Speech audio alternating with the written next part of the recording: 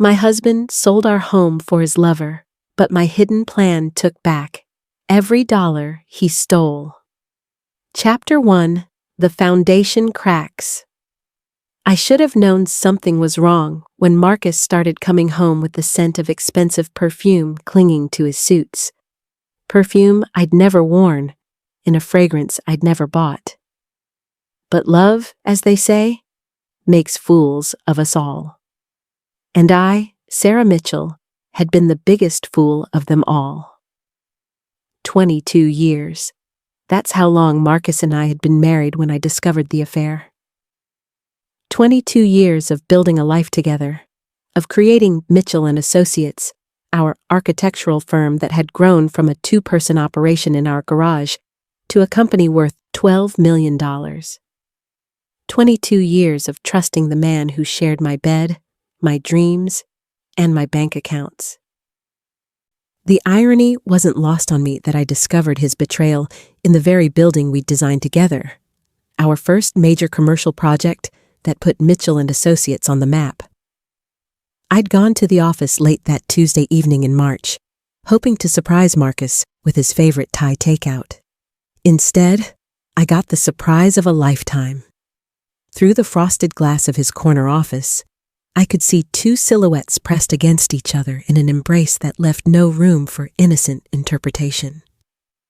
My hands trembled as I set down the bag of food, the containers making a soft thud that seemed to echo through the empty hallway. The woman's laugh, breathy, intimate, familiar, made my blood run cold. Melissa Chen, 26 years old, Stanford MBA, legs that went on for miles, and the personal assistant I'd hired myself just 8 months earlier. The woman I'd trusted to manage Marcus's calendar, his travel arrangements, his life. Apparently, she'd been managing more than I realized. I didn't confront them that night. Instead, I backed away slowly, my designer heels silent on the polished concrete floors we'd chosen together, and drove home to our house in Marin County, the house Marcus would sell 6 weeks later without my knowledge. Chapter 2: The Unraveling. The signs had been there for months, I realized as I sat in my car outside our office building, watching Marcus's BMW pull out of the parking garage with Melissa in the passenger seat. The late nights that became even later, the business trips that seemed to multiply. The way he'd started looking at his phone with a secretive smile I hadn't seen since our early dating days.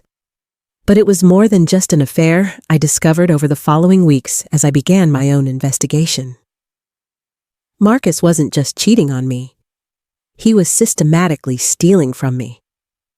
You see, when we'd started Mitchell and Associates, I'd been the one with the family money. My grandmother's inheritance had provided the initial capital, and I'd been the one with the business connections through my father's construction company.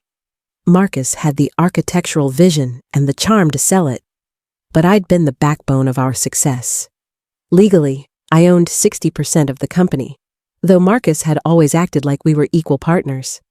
What I didn't know was that for the past year, Marcus had been slowly transferring assets. Small amounts at first, amounts I wouldn't notice among the complex web of business accounts, client payments, and project funds. But as his relationship with Melissa intensified, so did his theft.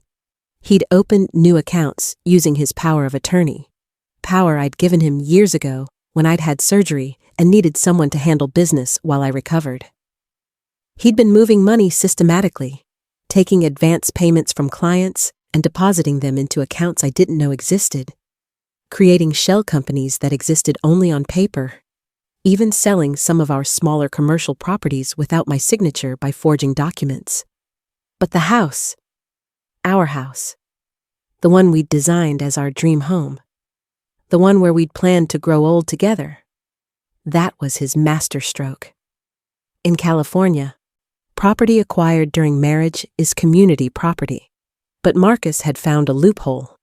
He'd discovered an obscure legal technicality related to the original purchase documents, and had been working with a lawyer for months to establish sole ownership. I learned all this from Janet Holbrook, Marcus's lawyer's secretary, who happened to be my college roommate's sister. Janet had recognized my name on some documents and thought I should know what was happening. Over coffee at a small cafe in downtown San Francisco, she slid a manila envelope across the table. "Sarah, I don't know what's going on in your marriage, but Marcus has been working with my boss to transfer everything out of joint ownership. This is everything I could copy." My hands shook as I opened the envelope. Inside were photocopies of loan applications, property transfers, and bank account openings, all bearing forged versions of my signature. But the document that made my blood freeze was a purchase agreement for a house in Napa Valley. A house Marcus was buying for $2.3 million. A house where, according to the paperwork, he and Melissa planned to live as soon as their current living situations were resolved. Chapter 3. The Perfect Storm. The confrontation happened on a Thursday morning in April. Marcus was getting dressed for work, actually humming, as he knotted his tie. The same tie I'd bought him for Christmas. "We need to talk," I said from the doorway of our bedroom. He looked at me in the mirror, and for just a moment, I saw something flicker across his face. Guilt? Fear? Then his practiced smile slipped back into place. "About what, honey?" "I'm running late for a client meeting." I pulled out the manila envelope and watched his face go pale. "About Melissa. About the money you've been stealing. About the house you're buying in Napa." The tie slipped from his fingers. For 22 years, I'd been married to a man who could talk his way out of anything, who could convince clients to spend millions on his designs, who could charm investors and city planners alike. But in that moment, Marcus Mitchell was speechless. "Sarah, I can explain. Can you? Can you explain how you've stolen over $3 million from our joint accounts? Can you explain how you forged my signature on legal documents? Can you explain how you're planning to leave me homeless while you start a new life with your mistress?" He sat down heavily on the edge of our bed, the bed we'd shared for over 2 decades, the bed where we'd dreamed together about our future. When he looked up at me, the man I'd loved for most of my adult life was gone, replaced by a stranger with cold, calculating eyes. "You are never going to let me be happy," he said quietly. "You always had to be in control, always had to have the final say. This company, this life, I built it, Sarah. I deserve to enjoy it." "We built it," I corrected, my voice steady despite the rage coursing through my veins. "And you're about to lose it all." He laughed, actually laughed. "What are you going to do? Take me to court? By the time lawyers sort through everything, there won't be anything left to fight over. I've been planning this for 2 years, Sarah. Every asset, every account, every property. It's all been legally transferred out of your reach." That's when he told me about the house. Our house. The one I'd designed myself, down to the custom kitchen cabinets and the reading nook overlooking San Francisco Bay. He'd sold it to a property development company for $4.8 million, significantly under market value for a quick sale. The buyers planned to tear it down and build condominiums. "The sale closes next Friday," he said, standing up and straightening his jacket. "I suggest you start looking for an apartment. Melissa and I move to Napa next month." Chapter 4. The Art of War. They say revenge is a dish best served cold, but I prefer mine served strategically. The moment Marcus left for work, I was on the phone with Rebecca Walsh, the best divorce attorney in San Francisco. Rebecca had handled my friend Charlotte's divorce 3 years earlier and had managed to secure Charlotte everything but her ex-husband's soul. And honestly, Charlotte hadn't wanted that anyway. "Sarah, what you're describing isn't just adultery," Rebecca said, after I'd explained the situation. This is fraud, forgery, and grand theft. We're not just talking about divorce court, we're talking about criminal charges. But criminal charges would take time, and time was something I didn't have. The house sale was scheduled to close in 6 days. I needed something faster, something more elegant. That's when Rebecca introduced me to David Kim, a forensic accountant who specialized in tracking hidden assets in high-net-worth divorces. David was a slight man with thick glasses and the quiet intensity of someone who found financial puzzles genuinely exciting.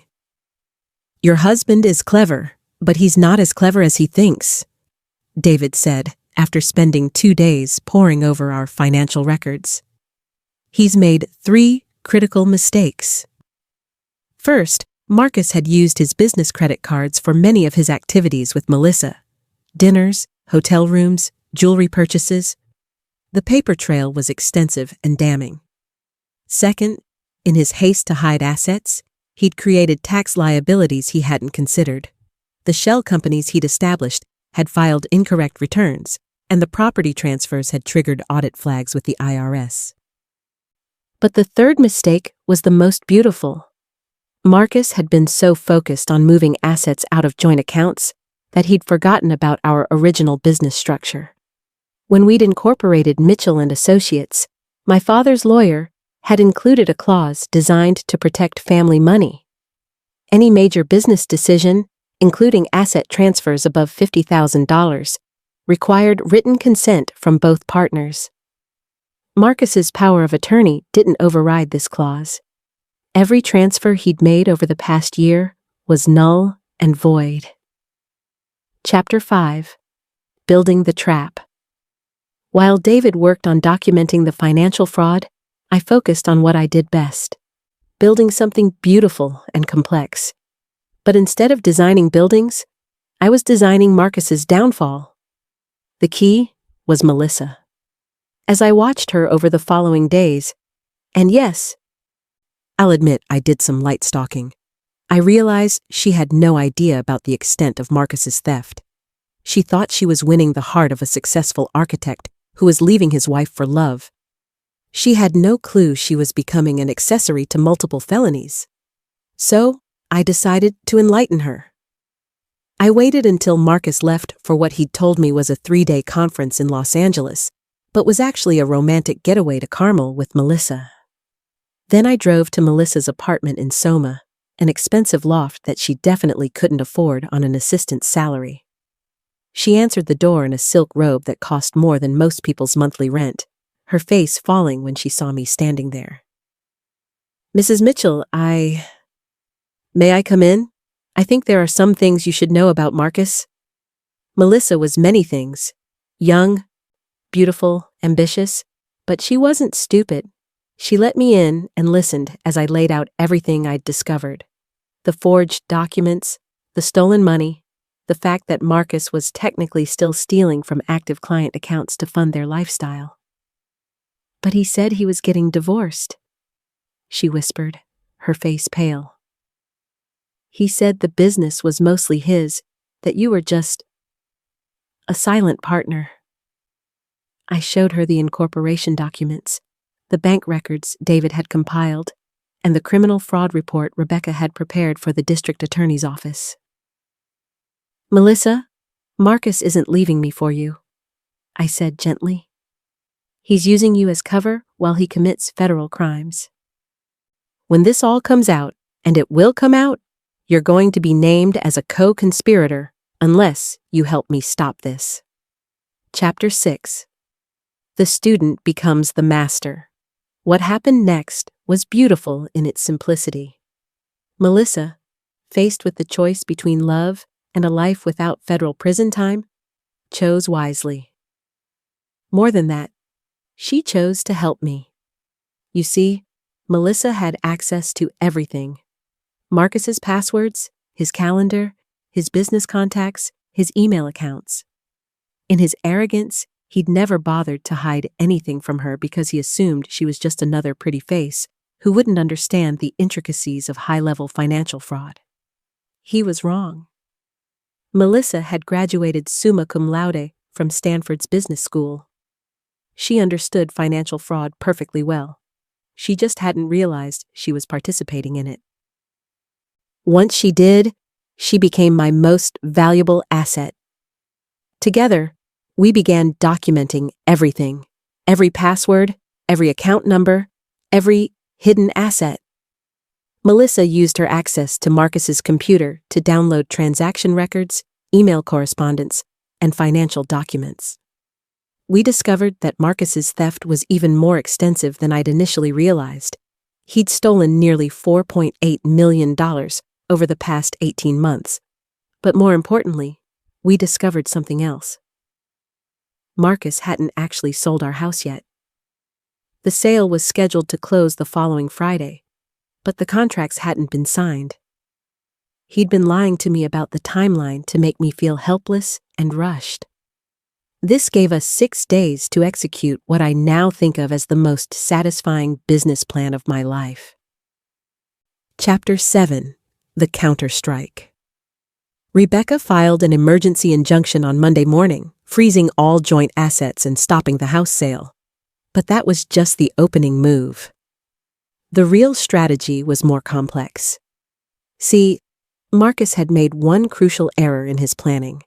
He'd assumed I would react emotionally. He'd expected me to cry, to beg, to make scenes. He'd built his entire strategy around the assumption that I would be too heartbroken and too overwhelmed to think clearly. He'd forgotten that I'd spent 22 years building a business alongside him. He'd forgotten that I was the one who'd negotiated our biggest contracts, who'd managed our most difficult clients, who'd turned a small architectural firm into a multi-million-dollar company. Most importantly, he'd forgotten that I knew all his tricks because I'd watched him use them on other people for over 2 decades. Tuesday morning, I walked into Mitchell & Associates like nothing had changed. I smiled at the receptionist, chatted with our junior architects about their current projects, and settled into my office to review our upcoming contracts. To everyone else, I was just Sarah Mitchell, coming in a bit earlier than usual. What they didn't see was that I was quietly documenting every irregularity in our accounts, every suspicious transaction, every piece of evidence that would support not just my divorce case, but the criminal charges that were coming. Marcus arrived an hour later, looking surprised to see me there. "I thought you'd be taking some time," he said carefully. "Why would I take time off from my own company?" I replied with a smile. "We have the Henderson project presentation on Thursday. The Morrison building breaks ground next week. This is my life's work, Marcus. I'm not going anywhere." I watched him process this, watched him realize that I wasn't going to disappear quietly into the night. For the first time since I'd discovered his affair, I saw genuine worry in his eyes. Chapter 8: The Architect's Precision. What Marcus didn't know was that I'd spent the previous evening with David and Rebecca, planning every move with architectural precision. We'd blueprinted his destruction the same way I'd blueprint a building, carefully, methodically, with attention to every structural detail. The first phase was financial. David had discovered that Marcus's shell companies were technically illegal. He'd never properly registered them with the state, and they were being used to launder stolen funds. This gave us grounds for criminal fraud charges, but it also gave us something more immediate: the ability to freeze and recover every asset he'd moved. The second phase was professional. Marcus might have been the face of our company, but I was the one with the professional relationships. I spent Tuesday and Wednesday quietly reaching out to our biggest clients, ensuring them that Mitchell & Associates remained stable and that their projects would continue without interruption. I also made sure they knew that any future contracts should be reviewed by me personally. The third phase was personal. And this is where Melissa proved invaluable. Wednesday evening, while Marcus thought she was visiting her sick mother in Sacramento, Melissa was actually in my lawyer's office, providing a detailed statement about Marcus's activities. She'd been recording their conversations on her phone for weeks, initially as romantic keepsakes, but now as evidence of his criminal intent. The recordings were devastating. Marcus bragging about how he'd outsmarted me. Marcus planning how he'd use the stolen money to start a new firm with Melissa as his partner. Marcus laughing about how I'd be too proud to fight back and would probably just disappear quietly. He was wrong about that too. Chapter 9. The House of Cards. Thursday morning brought the Henderson Project presentation, a $15 million mixed-use development that would be the largest contract in our company's history. Marcus had been counting on this project to provide the final influx of cash he needed to complete his escape. What he didn't expect was for me to present alone. I arrived at Henderson Development's offices 30 minutes early, my presentation materials perfectly organized, my confidence unshakable. When John Henderson asked where Marcus was, I smiled and explained that he was dealing with a family emergency, but that I was fully prepared to handle the presentation myself. And I was. I'd been involved in every aspect of the project development. I knew the building specifications better than Marcus did, understood the budget breakdowns more clearly, and had stronger relationships with the subcontractors we'd need to complete the work. The presentation was flawless. By the time I finished, John Henderson was ready to sign the contract immediately. But instead of the standard partnership agreement Marcus had prepared, I presented a new contract, one that designated Sarah Mitchell as the primary contact and gave me sole authority over the project. "I'm restructuring the company," I explained calmly. "There have been some internal changes that require a shift in leadership responsibilities." John didn't ask questions. In his business, the architect who could deliver results was the architect who got paid, and I'd just proven I could deliver. Marcus called me 17 times during the drive back to the office. I didn't answer. Chapter 10. The Collapse. When I walked into Mitchell & Associates that afternoon, Marcus was waiting in my office, his face flushed with anger and something that looked suspiciously like panic. "What the hell do you think you're doing?" he demanded. "That was my presentation, my project, my client." "Your project?" I set my briefcase down carefully and walked around to sit behind my desk. The desk in the office I'd designed, in the building I'd helped plan, in the company I'd funded. "Marcus, I think you're confused about a lot of things." That's when I told him about the injunction, about the frozen accounts, about the fact that every asset transfer he'd made over the past year was being reversed, about the criminal investigation that was being opened by the district attorney's office, and finally, about Melissa. "She's a smart woman, Marcus, much smarter than you gave her credit for. Smart enough to realize that love doesn't pay for federal defense attorneys." The color drained from his face. "Melissa wouldn't. She loves me." "Melissa loves her freedom more. She's providing testimony to the FBI in exchange for immunity. They're very interested in her recordings of your conversations about stealing from me." I'd never seen Marcus speechless before. For a man who made his living with words, persuading clients, charming investors, selling dreams, silence looked uncomfortable on him. "But here's what's going to happen," I continued, my voice calm and businesslike. "You're going to resign from Mitchell & Associates, effective immediately. You're going to sign over your shares in the company to me as part of restitution for the money you've stolen. And you're going to disappear from my life permanently." "And if I don't?" I smiled. "Then Melissa's recordings become public evidence, the FBI arrests you for federal fraud charges, and you spend the next 10 to 15 years in federal prison. Your choice." Chapter 11. The New Foundation. Marcus resigned that afternoon.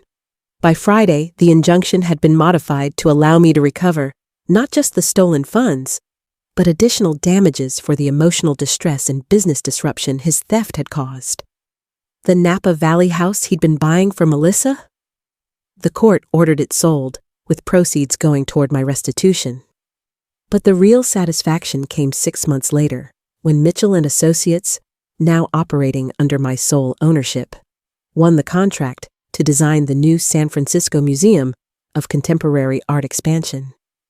It was the kind of prestigious project Marcus had dreamed of for years, the kind of work that would define an architect's legacy. I designed every inch of that museum myself, pouring all my creativity and passion into creating something that would outlast any marriage, any betrayal, any man who thought he could steal my life's work. The opening gala was featured in Architectural Digest, with a 6-page spread highlighting my bold vision and innovative approach to public space design. The article mentioned that I was the sole principal of Mitchell and Associates, noting that the firm had undergone recent restructuring to focus on visionary projects under Sarah Mitchell's leadership. Marcus wasn't mentioned anywhere in the article. I made sure of that. Chapter 12. The Phoenix Rises. 1 year after that horrible Tuesday night when I discovered Marcus in his office with Melissa, I hosted a housewarming party in my new home, a stunning modernist masterpiece I'd designed myself, built on a cliffside lot in Sausalito with panoramic views of San Francisco Bay. The house was everything our old home had been, but better, brighter, more me. I'd used some of the restitution money to purchase the land and the insurance payout from our original house, which had been damaged in a convenient electrical fire just before Marcus could complete his illegal sale, had funded the construction. Oh, did I mention the fire? It was a terrible accident, really. Faulty wiring in the electrical panel that Marcus had insisted on installing himself to save money, despite my suggestions that we hire a professional. The insurance company's investigation found no evidence of arson, just negligent electrical work that had finally failed catastrophically. Such a shame that it happened just 3 days before the sale was supposed to close. The guests at my housewarming party included John Henderson, whose development project I'd completed 6 months ahead of schedule and $200,000 under budget.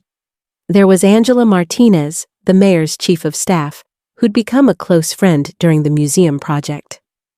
Rebecca Walsh was there, of course, along with David Kim, who'd become my personal financial advisor. But the guest I was most proud to introduce was my new business partner, Jennifer Park, a brilliant young architect who'd graduated top of her class from Berkeley. Jennifer was everything Melissa had pretended to be: smart, ethical, genuinely talented, and committed to building something meaningful rather than tearing it down. To new beginnings, I said, raising my glass of champagne as we stood on my deck, watching the sunset paint the bay golden. To getting what you deserve, Rebecca added with a grin. We drank to that. Chapter 13. The Reckoning. Marcus's downfall was as spectacular as his rise had been gradual. The criminal charges came first: federal fraud for the forged documents, grand theft for the stolen money, and tax evasion for the hidden income. The civil suits followed. Not just my divorce and restitution claims, but lawsuits from clients who'd discovered their advance payments had been stolen, and penalties from the State Architecture Board for ethical violations. The man who'd once commanded million-dollar projects was reduced to court-appointed attorneys and plea bargains. But the real justice came from watching him try to rebuild his life from nothing. All those assets he'd thought he'd hidden so cleverly, they'd been returned to me with interest and penalties. The bank accounts, the properties, even the vintage Porsche he'd bought for himself, everything came back to me. Marcus ended up accepting a plea deal: 3 years in federal prison, 5 years of probation, and an order to pay $2.1 million in additional restitution. Money he didn't have, and would never have. Melissa, true to our agreement, received immunity in exchange for her testimony. Last I heard, she'd taken a job with a consulting firm in Seattle, as far from San Francisco, and from Marcus, as she could get while staying on the West Coast. She sent me a Christmas card that first year. "Thank you for showing me what real strength looks like," she'd written. I kept the card. Chapter 14. The New Empire. 3 years after Marcus walked out of my life, Mitchell & Associates had tripled in size. We'd won contracts for 2 more major museums, a sustainable housing development that was being featured in international architecture magazines, and the redesign of San Francisco's waterfront district. More importantly, I'd built something that was genuinely mine. Every employee in the company was there because I'd hired them. Every client relationship was based on trust I'd earned. Every design bore my vision and my values. The original Mitchell & Associates had been built on compromise, balancing Marcus's vision with mine, his priorities with mine, his ego with mine. The new company was built on clarity. My clarity. Jennifer had proven herself not just as a talented architect, but as a natural business partner. Unlike Marcus, she understood that success came from collaboration, not domination. We'd structured our partnership as a true equal partnership, with clear legal protections and transparent financial arrangements. "You know what the best part is?" Jennifer said one evening as we reviewed the plans for our latest project. A carbon-neutral office complex that would house 3 environmental nonprofits. "What's that?" "You didn't just survive Marcus's betrayal. You used it to become exactly who you were always meant to be." She was right. The woman who'd discovered her husband's affair 3 years ago had been strong. But she'd also been constrained by trying to preserve a marriage that was already dead. The woman I'd become was free to pursue every dream I'd ever deferred, every vision I'd ever compromised, every goal I'd ever put second to keeping Marcus happy. Chapter 15. The Final Blueprint. Marcus was released from federal prison on a Tuesday morning in November. I know this because the court had required him to notify me of his release date as part of the restraining order I'd obtained. He was prohibited from coming within 500 feet of me, my home, my office, or any of my properties. I was curious about what he'd do, where he'd go. The man who'd once owned half of a multi-million-dollar company was getting out of prison with $247 in his commissary account and no prospects for employment in his field. The State Architecture Board had revoked his license permanently, and his criminal record made him unemployable at any reputable firm. I wondered if he'd try to contact me, if he'd attempt some kind of apology or reconciliation. Part of me almost hoped he would, just so I could see how far he'd fallen. But Marcus never called, never wrote, never tried to reach out through mutual friends or former colleagues. He simply vanished from my world as completely as if he'd never existed. 6 months later, I heard through professional gossip that he'd taken a job with a small construction company in Phoenix, doing basic drafting work for strip mall renovations.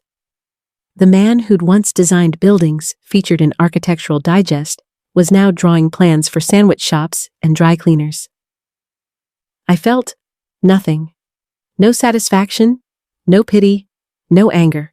He'd become irrelevant to my life, just another failed project I'd moved on from. Chapter 16. The Inheritance. The letter arrived on a Thursday morning in spring, exactly 4 years after I'd discovered Marcus's affair. Heavy cream paper, expensive stationery, addressed in handwriting I didn't recognize. Inside was a check for $127,000 and a note from Melissa. "Dear Sarah," she'd written, "I've been promoted to senior partner at my consulting firm here in Seattle. I wanted you to know that everything I've accomplished over the past 4 years has been built on the foundation of strength and integrity you showed me during the worst time of my life. This check represents my share of the Napa House proceeds, money I never felt right keeping, even though it was legally mine after Marcus defaulted on the mortgage. I hope you'll accept it not as repayment for anything, but as an investment in whatever beautiful thing you're building next.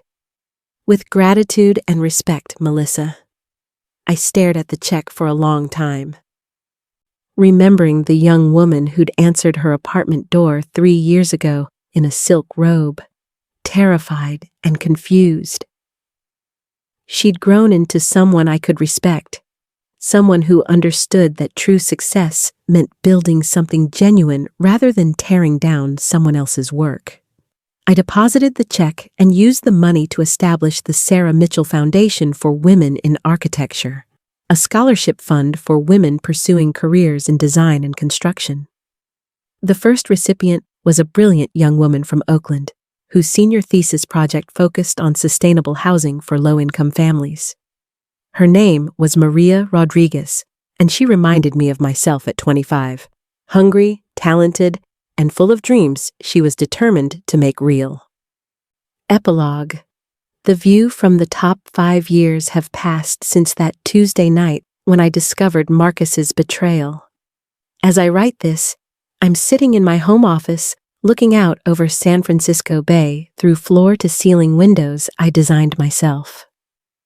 The morning light is streaming across my drafting table, where the plans for my newest project are spread out, a women's shelter that will provide not just housing, but job training and childcare for families escaping domestic violence. It's pro bono work, the kind of project Marcus would have dismissed as unprofitable. But it's the work I'm most proud of, the work that makes me feel like I'm using my skills for something that truly matters. Mitchell & Associates now employs 47 people.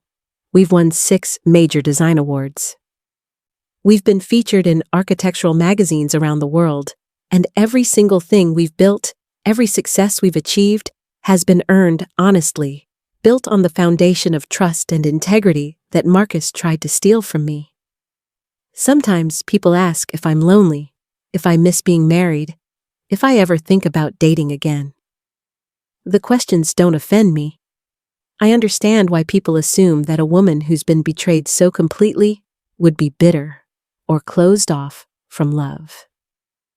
But here's what I've learned. There's a difference between being alone and being lonely. I'm alone by choice now, surrounded by work I love, people I trust, and dreams that are entirely my own. I'm not lonely because I'm finally living authentically, without having to compromise my vision or dim my light to make someone else comfortable. Would I be open to love again someday? Perhaps. But it would have to be with someone who understood that I'm not the woman who'd let herself be victimized by Marcus. I'm the woman who turned his betrayal into the foundation of something stronger, something better, something entirely my own. And if that's too intimidating for someone, then they're not the right person for me anyway. The morning sun has fully risen now, painting the water in shades of gold and blue that no artist could perfectly capture. I have a site visit at 10, a client lunch at noon, and a foundation board meeting this evening. It's going to be a beautiful day. I pick up my pen and return to my blueprints, designing something new, something that will last long after I'm gone. Something that will stand as testament to the fact that the best revenge isn't just taking back what was stolen from you. The best revenge is building something so magnificent that the person who betrayed you becomes nothing more than a footnote in the story of your success. And from where I'm sitting, with the whole world spread out below me like my own personal blueprint, that's exactly what I've done. Marcus thought he could steal my life. Instead, he gave me the freedom to build a better one. The view from here is spectacular. Author's note: this story is a work of fiction inspired by the strength of women who refuse to be diminished by betrayal. While the specifics are imagined, the resilience is real. And the message is universal. Sometimes the greatest gift someone can give you is the motivation to become the person you were always meant to be.